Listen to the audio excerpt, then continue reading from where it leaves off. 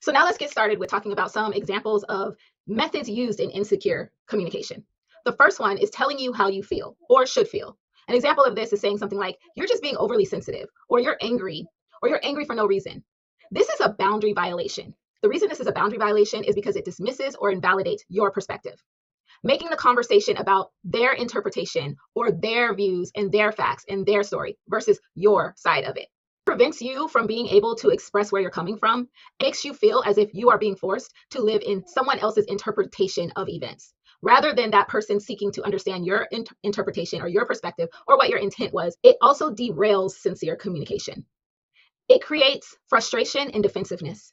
It can catch you off guard, and rather than communicating your perspective or your needs, you find yourself frustrated and becoming defensive and defending your actions or your feelings. A way that you can respond when someone is doing this to you is you can simply say, I'll decide how I feel.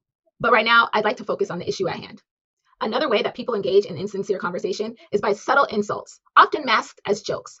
Ooh, this one frustrates me the most, I'm not gonna lie.